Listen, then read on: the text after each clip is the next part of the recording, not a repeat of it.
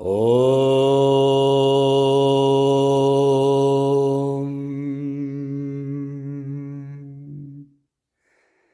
Brahmanandam Paramasukadam Kevalam Jnanamurtim Dvandvatitam Ganganasadrisham Tattvamasyadilaksham Ekam Nityam Vimalamachalam Sarvadi Sakshibhutam Bhavatitam Trigunarahitam Sadgurum Tam Namami. Querido buscador da verdade, bem-vindo. Esta obra que vamos avaliar é um dos diálogos mais sagrados, pois ele acontece entre dois seres despertos. Astavakra, que passa seus ensinamentos para todos aqueles que buscam liberdade, e o rei Janaka, que era discípulo de Astavakra e se autorrealizou, realizou o Self. Então, nesta obra, vocês vão ter acesso direto aos ensinamentos de um ser desperto para que também possam atingir a liberdade e à visão de qual é a experiência, por assim dizer, de um ser desperto. Como é que ele vive, qual a sua experiência. Então, encham o vosso coração com devoção, com reverência, pois essa é a melhor forma destes ensinamentos brotarem dentro de vós. Que todos vocês possam encontrar liberdade.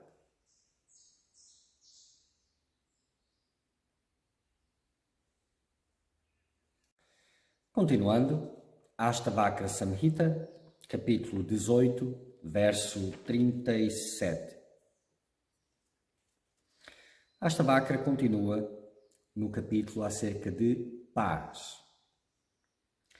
O ignorante não alcança Brahman, pois ele deseja se tornar Brahman. O sábio certamente realiza a natureza do Brahman supremo, mesmo sem o desejar.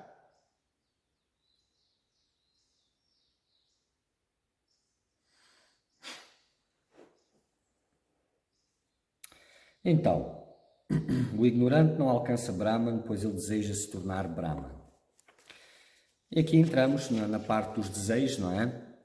Este último desejo por liberdade, por Brahman, como ainda uma tendência rajásica que torna a mente agitada, grosseira, ainda mantém a mente grosseira. Então este desejo por Brahman, por liberdade, ele é muito importante. Enquanto houverem apegos mundanos, enquanto houverem medos, dependências, fragilidades.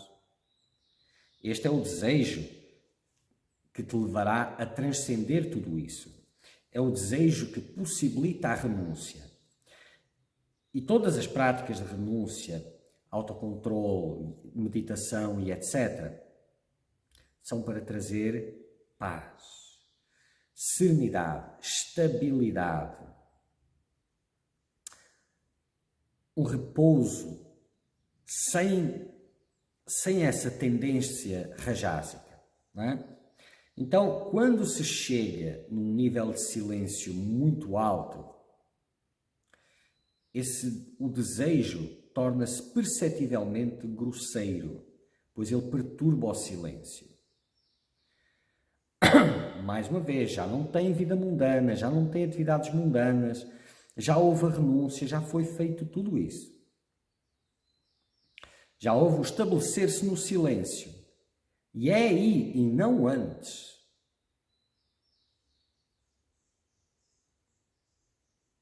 que esse desejo se torna perceptivelmente uma presença grosseira, não é? Porque ao sentar, e esse silêncio já não é só o sentar, já é contínuo, mas para exemplificar, ao sentar não fica mais aquela, porque para muitos fica aquela coisa de tentar forçar meio que uma barreira invisível. tipo tentando passar aquela barreira invisível. Há um foco, uma polarização da mente ao invés de serenidade. Isto não é para principiante, obviamente. Não é? Trata-se de trazer a completa serenidade para que a dissolução seja possível.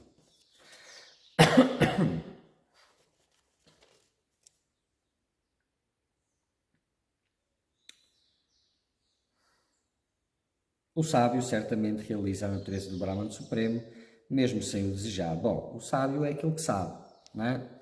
Então, ele já realizou o self. Talvez esta tradução não esteja a melhor, não é? Mas tudo bem. Sem qualquer suporte e ansioso por alcançar a liberdade, o ignorante apenas mantém o mundo. O sábio corta a própria raiz do mundo, que é a fonte de toda a miséria. Então, sem qualquer suporte, sem aquela estabilidade, sem aquela quietude, sem aquele silêncio, e ansioso, mais uma vez, aquela tendência rajásica na mente, que é algo grosseiro que perturba o silêncio, não é? O ignorante apenas mantém o mundo. Então, enquanto ele tiver essa ânsia e a ausência do silêncio, os seus esforços apenas mantêm o mundo para ele. Quando ele encontra o suporte e se estabelece realmente no silêncio, aí a realização do self acontece.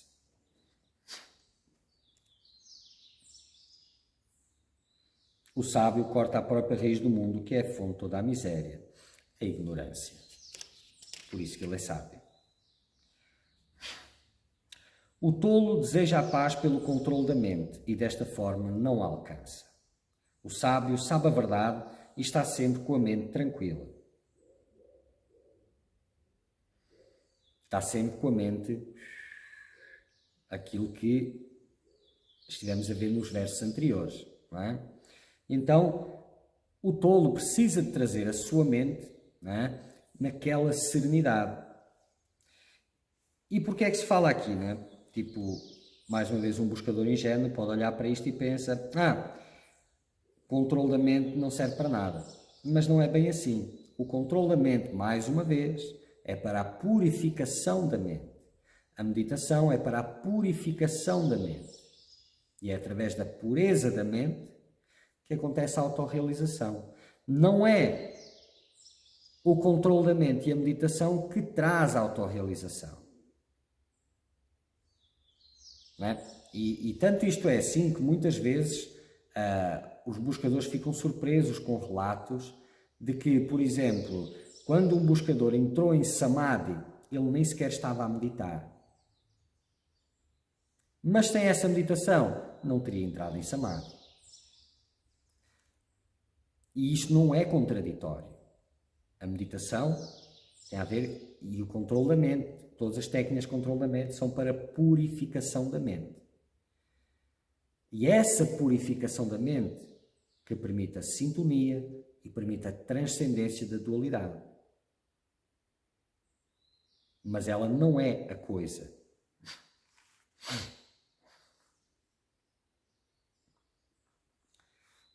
Então, o controle da mente, a meditação, deve de continuar até instrução contrária da orientação, mas a questão da prática formal da meditação, ela só não faz sentido quando a meditação se tornou um estado natural. E este ponto já não tem mais apego, já não tem mais medos, não tem mais vida mundana, não tem nada disso.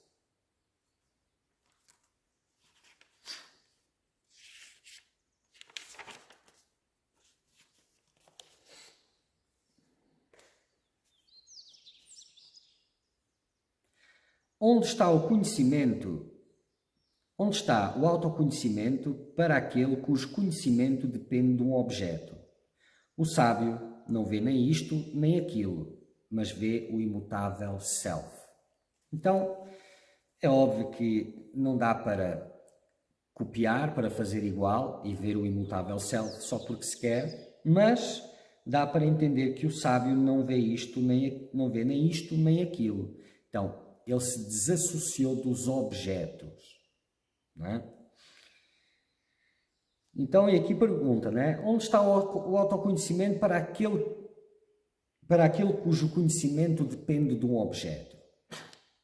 Então, no início, quando são muitos apegos, muitos medos, fragilidade, né? Quando não há renúncia, o objeto, quer seja Brahman, quer seja uma técnica de meditação, é extremamente importante. Não é? Imagina que estavas num rio a afogar, não é? E tinha um tronco lá no meio e agarraste ao tronco. O tronco permite que não te afogues, mas ele te mantém na água ainda. Então o próximo passo é transcender isso. Não é? Então, a técnica, o objeto, vai te ajudar a largar todos os outros objetos. E por fim, este será muito mais fácil de largar. Mas será largado a forma do objeto, porque o objeto levou-te a uma quietude, a um silêncio, a uma serenidade, que é a base. E essa serenidade é um grau de pureza mental. Depois, o objeto, o estar-se a agarrar num objeto, é ainda uma forma grosseira, é mais denso, é uma polarização da mente, é uma rigidez da mente. E isso mantém algo grosseiro no meio daquela serenidade e precisa de se dissolver. Então, permanecer na quietude, no silêncio, sem o objeto, sem a técnica.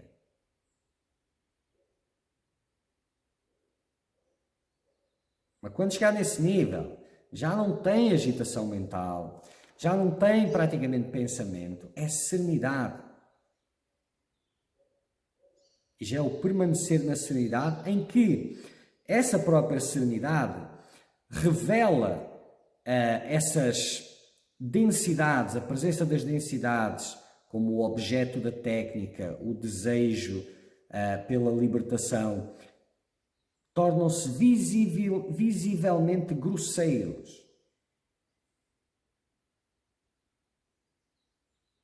Visivelmente grosseiros.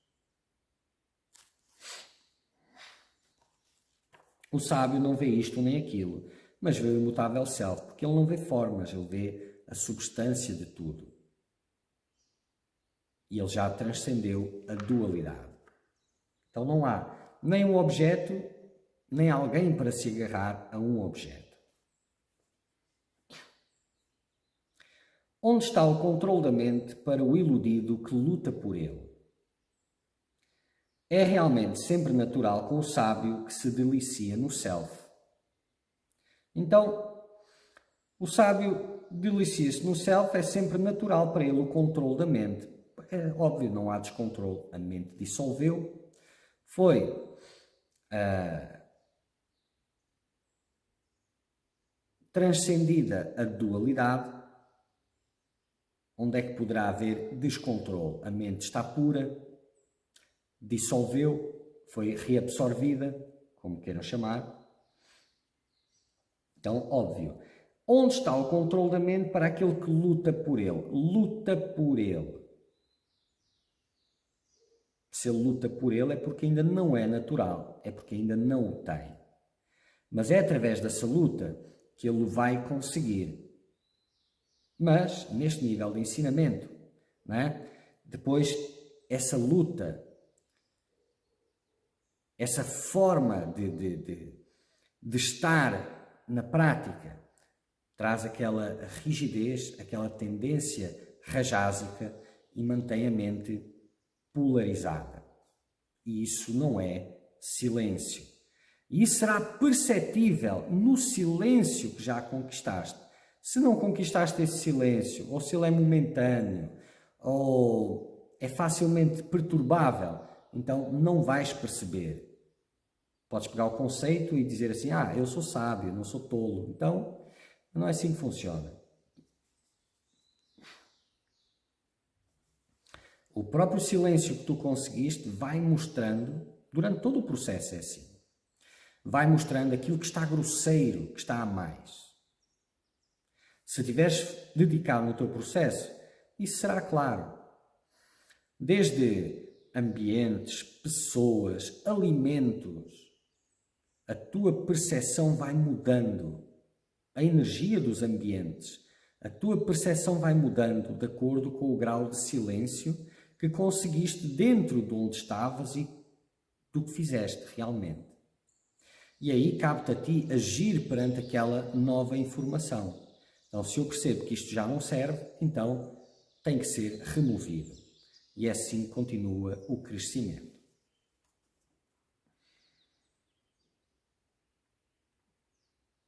Então, enquanto houver a luta pelo autocontrole, pelo controle da mente, há a polarização, a rigidez envolvida. Mais uma vez, isto perturba o silêncio que supostamente está aí já neste nível de conversa.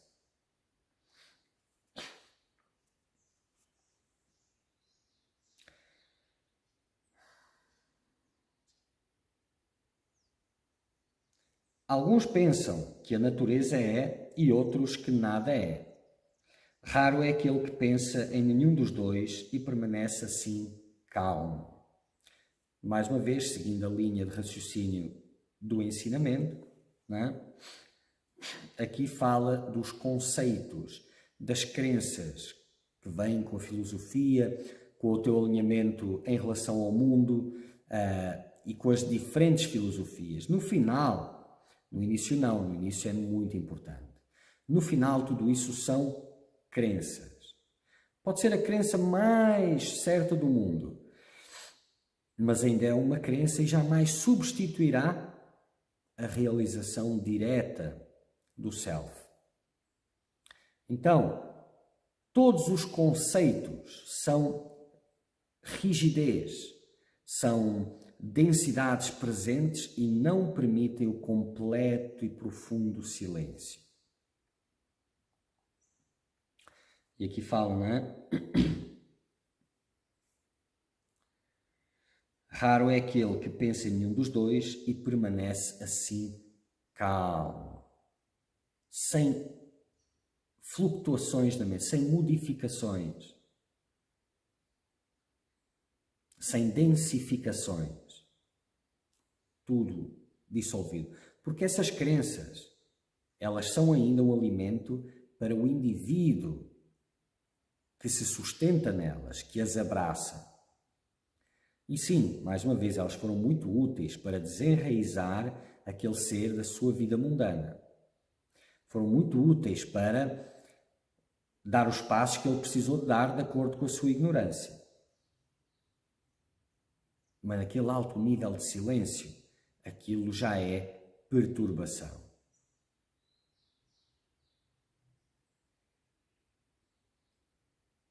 E é por isso que, quando um buscador vem cheio de crenças enraizadas, meio que ele cristaliza as crenças espirituais. E aí o mestre vai quebrando uma por uma. Até que não fique nada e ele se mantenha nesse nada e se dissolva nesse nada. Mas no início, sem essas crenças, não tem chance nenhuma.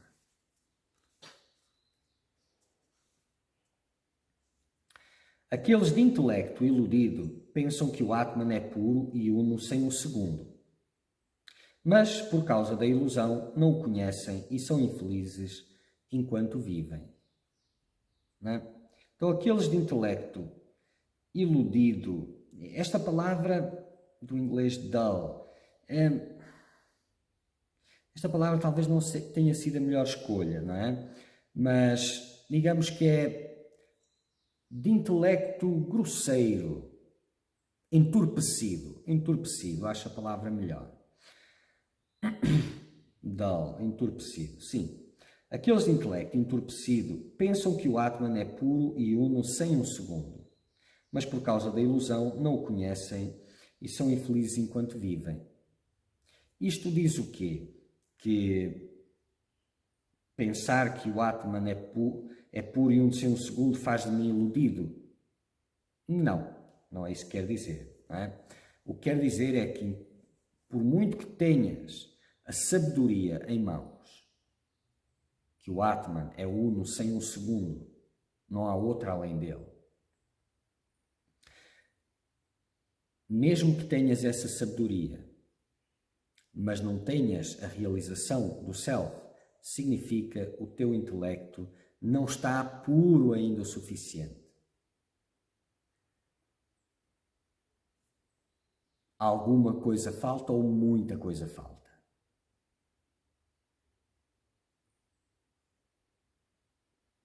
É isso que significa, porque a pureza do intelecto é a base para a realização do Self. E é essa que deve ser procurada pelos buscadores da verdade.